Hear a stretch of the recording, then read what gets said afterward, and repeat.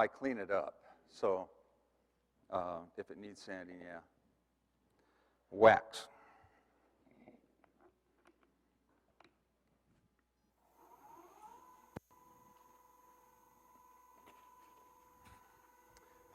Now that I put the white diamond on, there.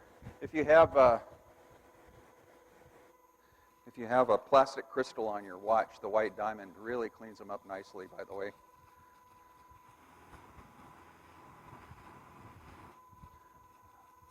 Okay. Okay. See how soft that is? Man, it just flexes all over the place.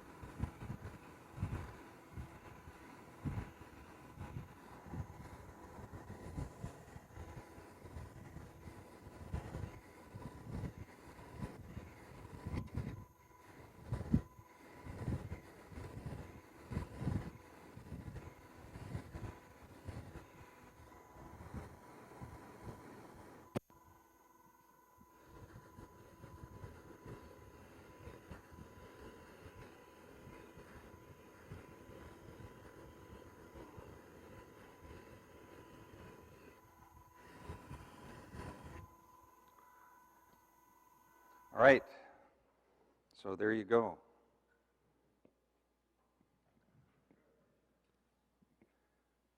And we'll pass that around.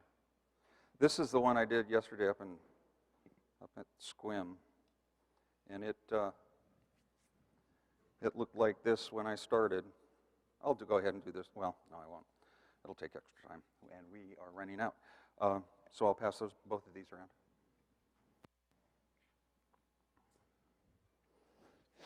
All right. So buffing and finishing the lacquer finish. And I'm going to talk about lacquer finishing real quickly. These days, well, I use a gun to spray my lacquer finishes. And this one particularly I just started using it last year or the year before. It's an Awada.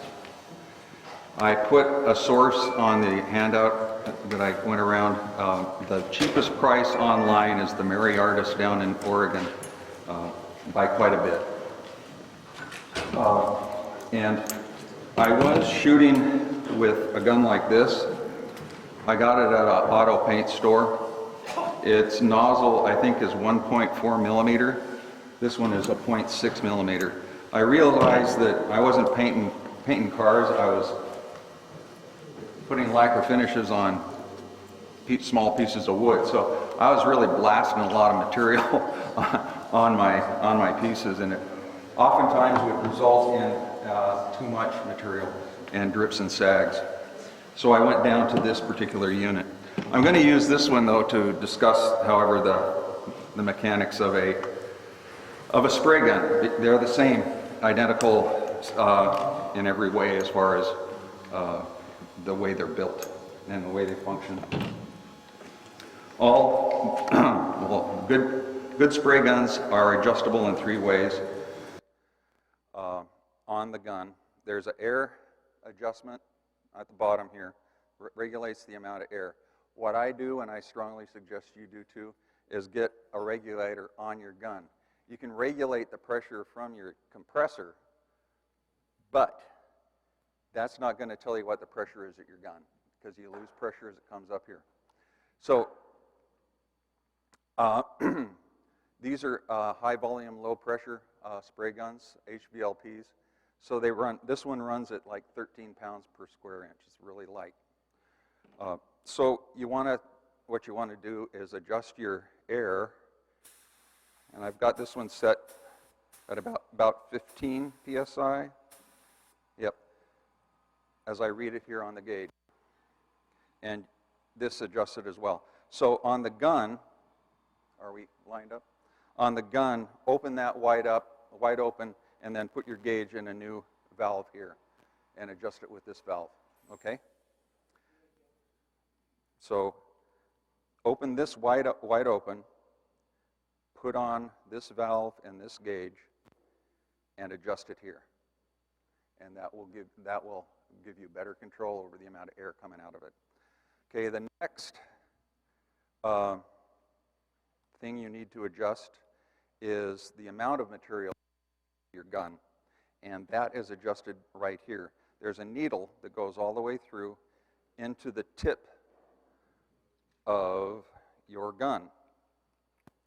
There's the tip of the gun, and that's on this one again. It's 1.4 millimeters, the opening. The needle seats right up into that tip. Okay, and then you have this nozzle, and you'll see it has two horns on it. Okay, those horns have two small holes on each side. What do? They regulate the size of the fan that comes out. Not necessarily the size, but the width. I'll show you right quick here.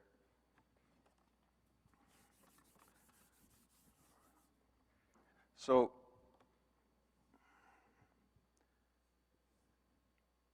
there's your horns, and your tip is coming out like that.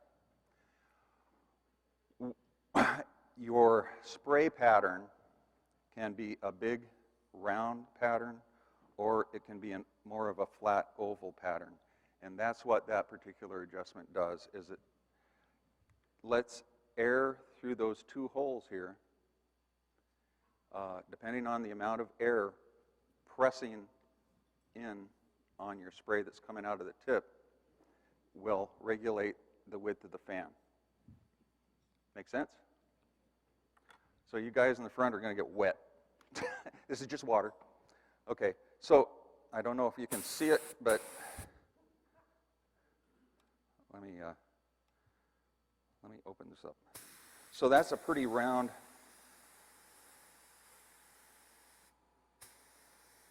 Nope, that's flatten it out. Okay, so the more air I let go through there, the flatter it gets. The less air I let go through those horns, the rounder. Oh, there we go. The rounder it gets. So that's pretty flat. That's pretty much it. So I like to have a good flat fan. So when I spray across my surface, I go like that. And it's a more even spray as I pull it across, okay?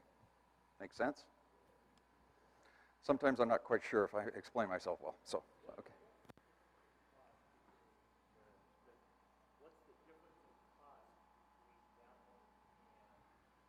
Yeah, okay, this one is Warwick brand. Again, I bought it at the auto paint store. This is a smaller version. Originally I thought, okay, I'll get a smaller one. This one's a 1.2 nozzle, so it didn't bring it down very much. These are about 150 each. And these are good guns. All the parts are replaceable. If you go down to the $35 Harbor Freight guns, you're going to have throwaways because they don't make replacement parts for them. Again, spend the money, you'll be happy. This one, depending on where you get it, it's in the $300 range. But it's a high quality gun. And as to what I have their airbrushes as well. They're very, very good quality units. Every part is replaceable. One thing about these guns is they're all stainless steel. With water-based, you want stainless steel, especially the material I use. I had a cheap Harbor Freight one, not a Harbor Freight, but another cheap one. It had a brass, and it was a siphon rather than a gravity, and it had a brass tube going down into the can. I left the material in there, and what happened, the material leached the copper out of the brass, and it turned the lacquer blue. So this won't do that. Good. I think this is aluminum, but the rest of it's stainless steel. It's a good gun. I'll pass it around. I want it back.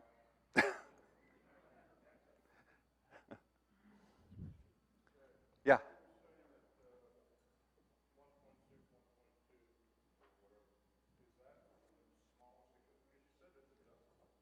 No, okay. It's the tip here. It's the tip right there is the size. That's 1.4. That one is 0.6 millimeter. So the hole in that tip is what I'm talking about. Seats in there.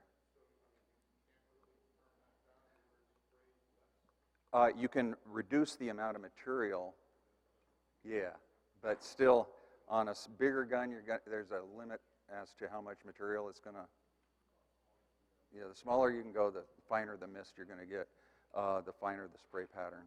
And something called atomization with a smaller tip with this particular gun, a high-quality gun, you're going to get really good atomization, meaning the droplets of material coming out of the gun are smaller, finer, and you won't get as much orange peel as you would with a cheaper gun with blobs coming out and through a big nozzle. How are you doing? Getting what you need? Do you have any questions? Is this okay? What? Okay, good question. This is a oilless compressor, so I don't have any oil coming out of it. If you have a splash compressor with oil in it that you have to keep it going, you should have an oil-water separator on that machine because that oil is going to come up into your lines and come out your gun. And if you're using water base, you don't want oil mixing in your water base, or you're going to get fisheye finishes, these little dents from that water mixing with, or oil mixing with your water base. So I shoot water base. I don't really have a water separator because I'm not worried about it, but I don't want oil at all. How's that? Somebody had a question over here?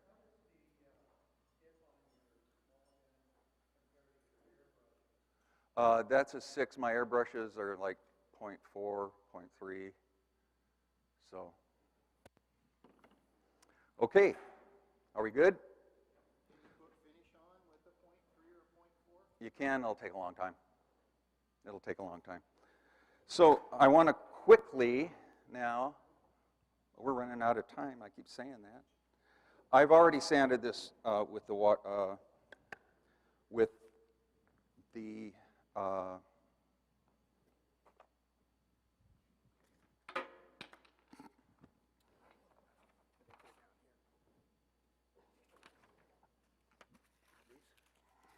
it's wet dry sandpaper. You know, you stage these things, you get all ready, and suddenly, oh crap. Okay. Depending on the surface I have here, I might have a little orange peel, I might have a fisheye, or I might have a really good surface where I've gotten it really smooth.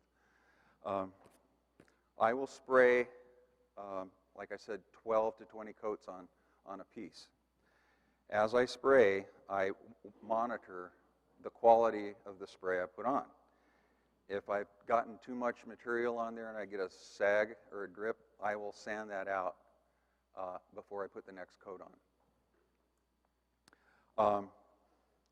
If I'm lucky, I can do 2 or 3 or 4 coats, or 5 coats, or 6 coats, or 12 coats before I sand at all.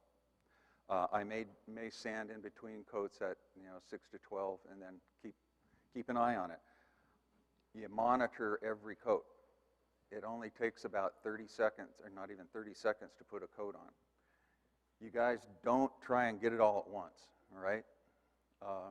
You ever watch the car painters on Velocity Channel?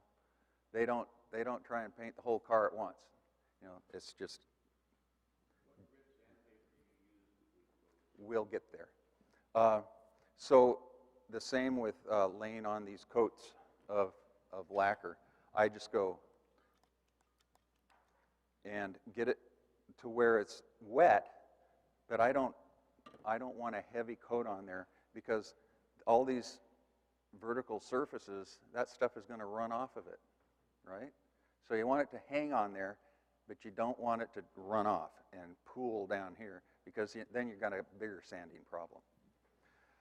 Okay, if I have got a drip, I might go with 320 or 400 grit to sand that out.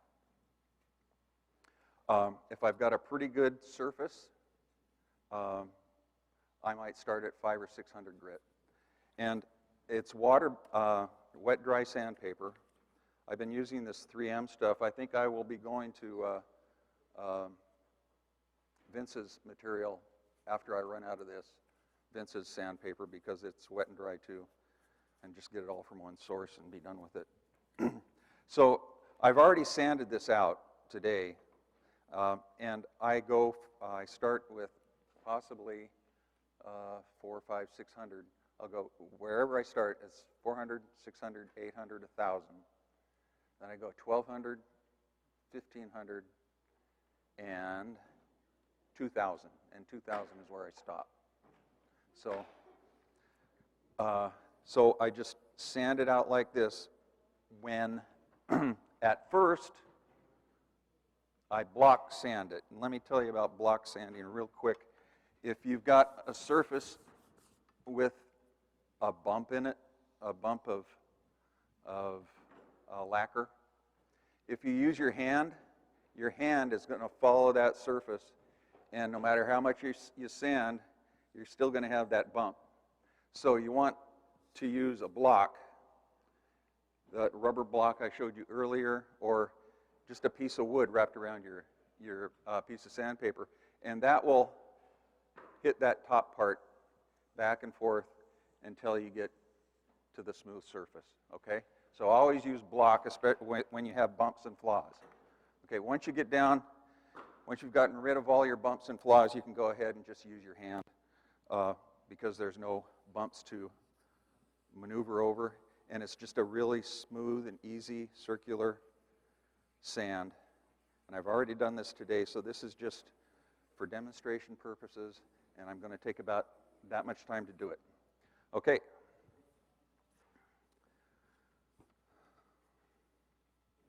So between each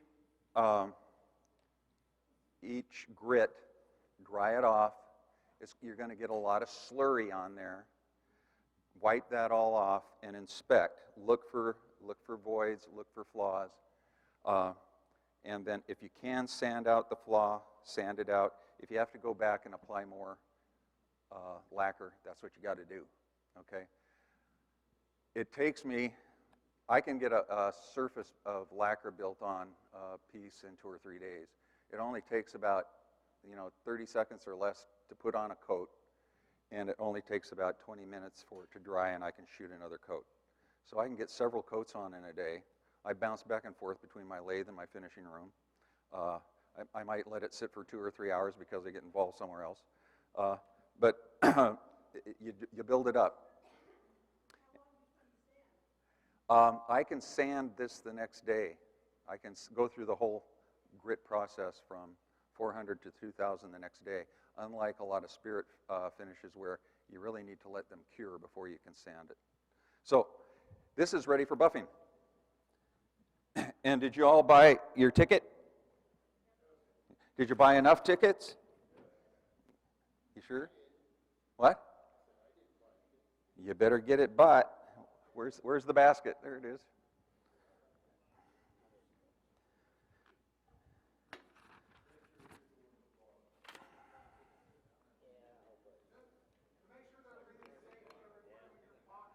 What's that?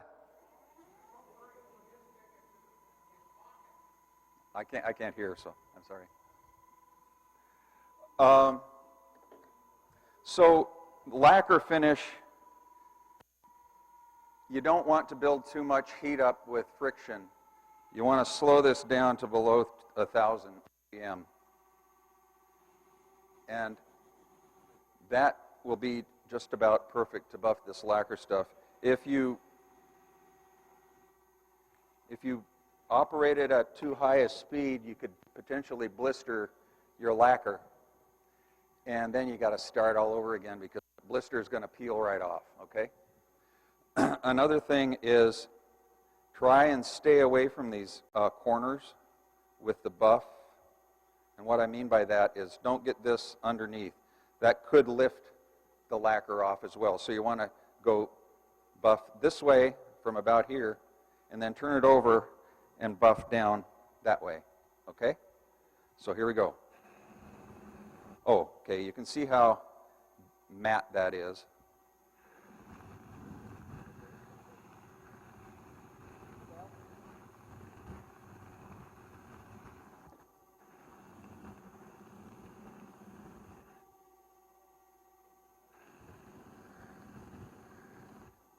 Okay.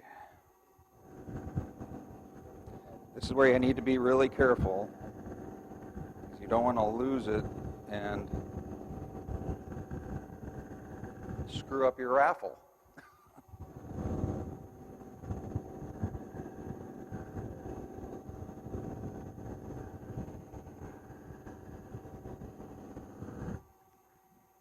All right, so I've got the edge done. It's looking pretty good. Let's go for the center.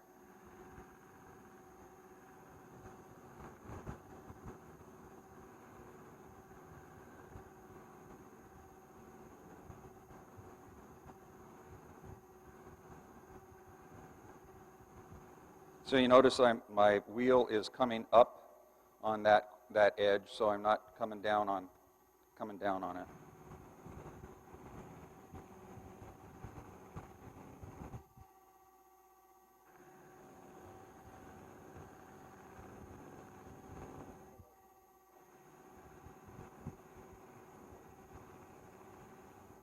Flip it over.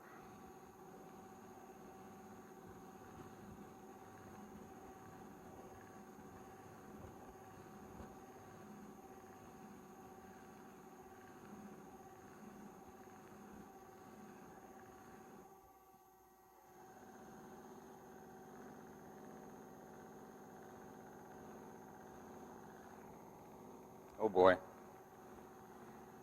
I wanted to talk about one other thing. I wrote an article for the AAW magazine.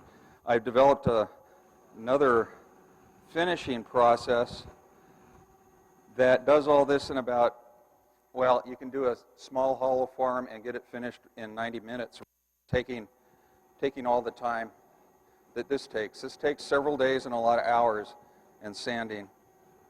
And do we have to be out of here at 9? No?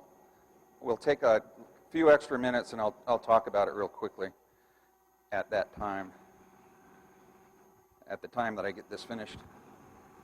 But you don't want to go too fast. How did we do? I don't know, it didn't count. Oh, okay. A lot of money.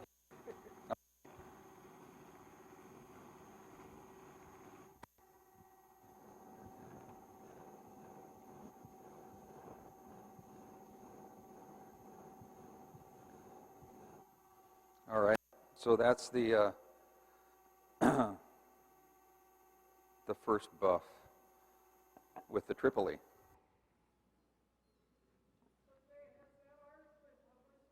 No, no, and I'm not sure when it will be.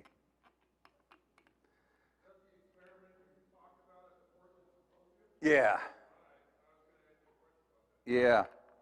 Yeah. So at a instant gallery, somebody was looking at one of my pieces and said, that's just wipe-on poly. And I thought, no, it's not. So I investigated wipe-on poly. Wipe-on poly is just polyurethane with mineral spirits to thin it out. So if you use wipe-on poly, you're spending a lot of money for mineral spirits. So just get some regular polyurethane and a jug of mineral spirits and make your own 50-50 mix, and you're there. But I use water base. So the thinner for water-based lacquer is obviously water, right? But water isn't going to dry any faster than it normally does. It probably will dry less fast if I put water in it. So I figured, what can I put in there that will flash faster?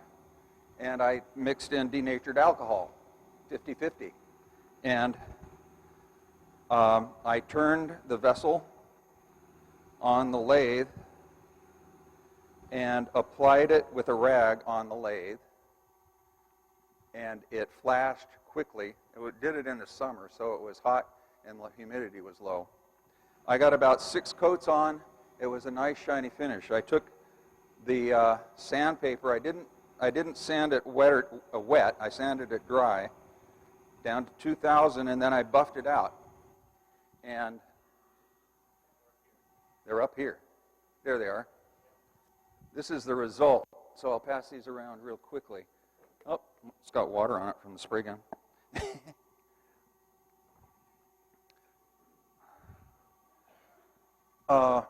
But as you can see, turned out pretty decently. This is the first one I did. I'll pass this around too. The thing is, I want to show you this one. Camera there. Here you go. This is the first one I did, my first experiment. When you do this, you want to turn down the foot somewhat so you can get your lacquer in there while it's spinning on the lathe as well. Then cut it off.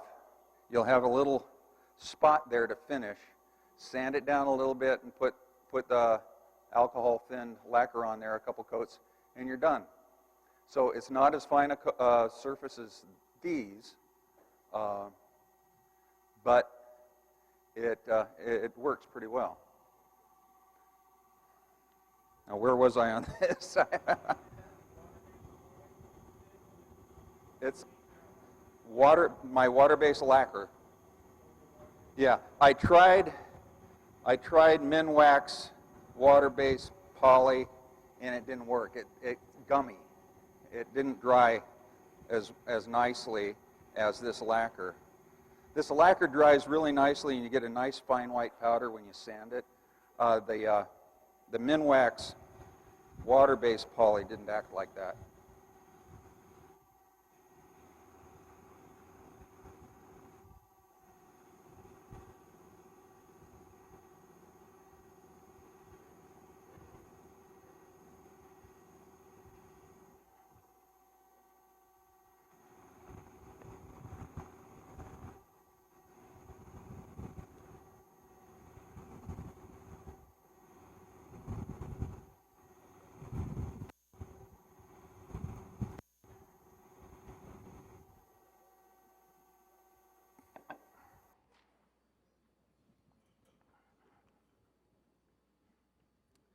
You have to note that these things are mounted with washers and nuts on a bolt, basically.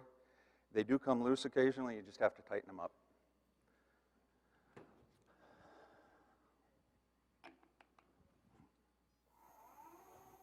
Okay, and the last one is the wax.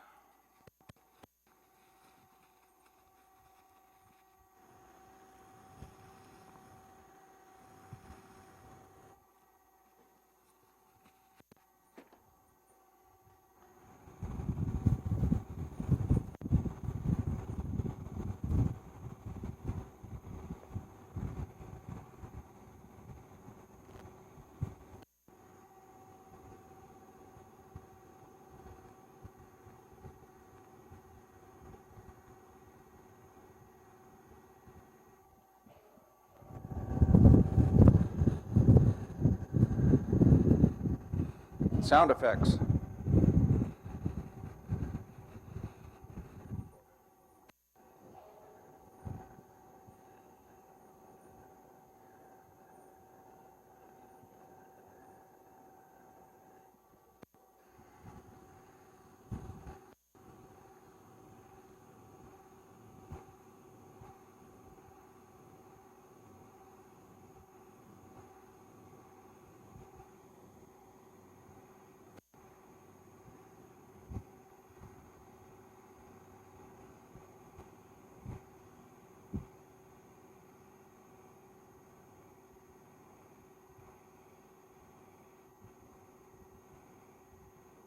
All right.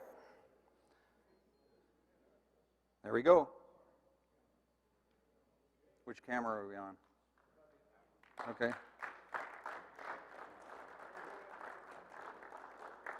So, who's the lucky winner? Yeah.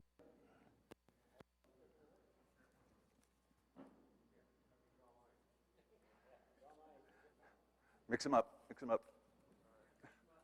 Okay. What do we got? Oh, it's a ticket that has a little bird on it. Oh, sorry. It says 296. The last three numbers. 296.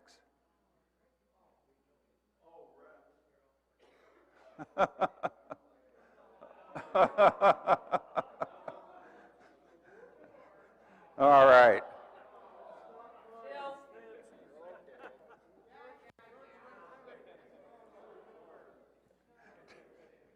I'm sorry.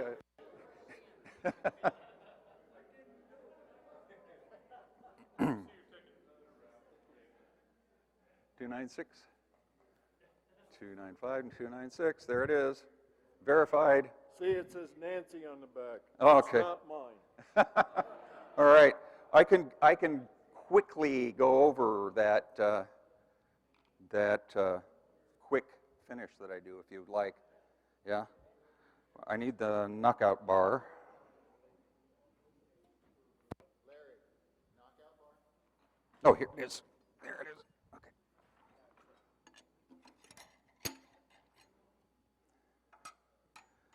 While he's setting up for that, something I forgot is we had nominated Jeff Brody to be a member at large of the board, and we need an approval of the membership. So unless there's any objections, all in favor? Opposed? Thank you. He won. Okay. So let's say you've already turned this thing down. You've already sanded it like I've suggested. And you've turned down the foot, but I haven't. And it's on your chuck.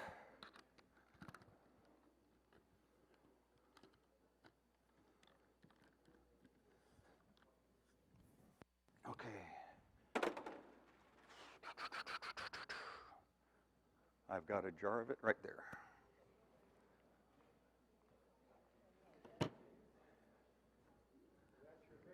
That's my mix.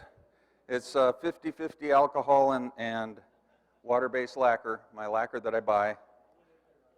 Denatured alcohol, don't use isopropyl alcohol. I've heard it turns into kind of a gelatinous goo with isopropyl alcohol, so denatured. I didn't do that. Somebody that was at the Portland, the Portland symposium tried it out with isopropyl alcohol and called me or sent me an email saying, "Jay, it didn't work." So, okay, here we go. So this is just plain wood that's been sanded. I'm going to turn up the speed. One thing that helps, what helps flash lacquer, or excuse me, alcohol? Heat, right? Heat. So what creates heat? Friction. Friction is created by speed. So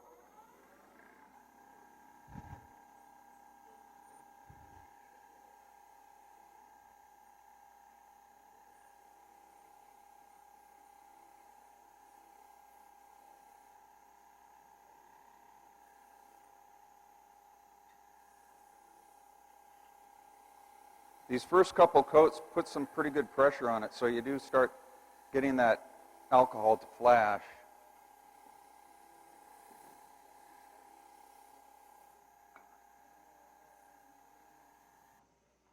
Volunteer, please. Volunteer. Anybody? Dry? Yep. All right, there's your first coat. And it's beginning to shine. Okay.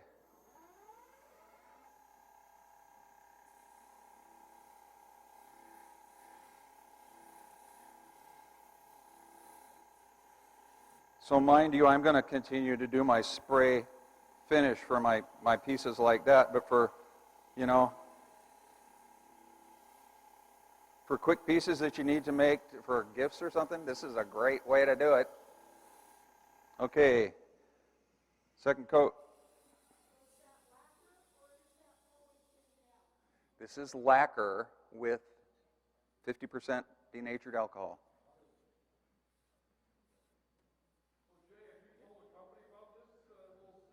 No. I ought to. What? Okay, another coat. Anyway, you can just keep building this up till you get a shine. Now, after about the third coat, you probably don't want to be applying too much pressure because you don't want to be taking it off. You want to be putting it on.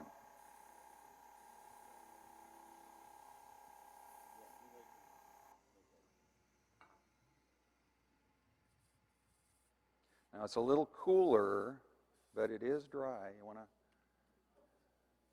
see, it's cold like alcohol would be, but it's dry. Yep. Yep. It's like the old they call them doctor shows where you had the elixir. Come on up.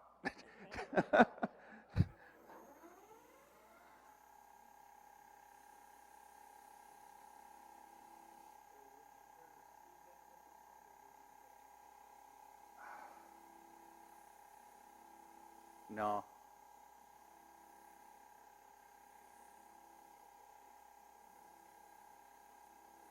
This is all about speed.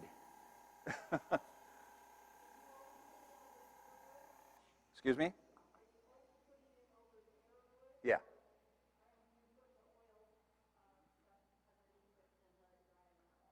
No. I never put the Osmo oil underneath lacquer. It won't. Water-based lacquer won't stick to anything that's oil-based. Sometimes I will spritz some thin shellac for color, amber shellac, especially if I have a piece where the wood colors are kind of mottled and I want a more consistent color. I'll use a thinned amber shellac, give it a browner tone, but it'll be more uniform under the spray. Okay, so there you go.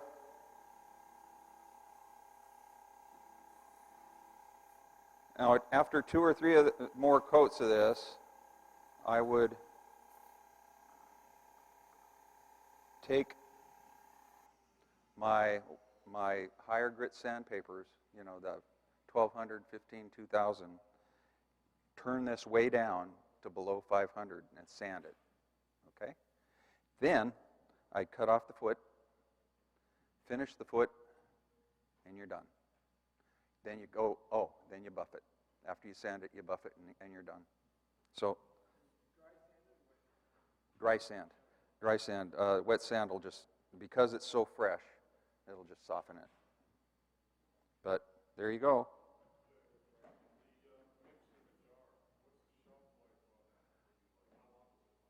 That's been, well, I've had some sitting around since August, since the AAW meeting. It's been okay. No, not in this. It's that other stuff that you need, the Bloxygen. Just get it good and tightly sealed. One thing that alcohol does besides mix well with water is that it attracts water. So you might get more water as your alcohol evaporates. So you want to get that nice and tight. Other than that, it'll last pretty well. Okay, see, that's a pretty even shine. You have the lines on there from the spin, so that's what the slow sand can take out. Slow sand, keep that sandpaper moving, and you end up with a pretty good finish, like the ones I just passed around.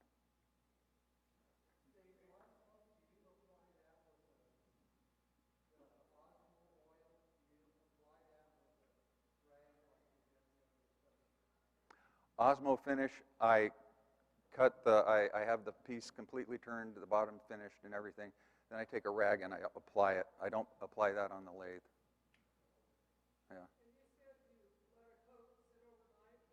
Yeah. Yeah, let it dry. No. Nope, just the Osmo finish, you have it sanded to 400, you apply a thin coat, let it dry overnight. Next day, same time, apply another coat, let that dry. Next day, go buff it. So, how you all doing? You're here. You're the faithful. Thank you for sticking around.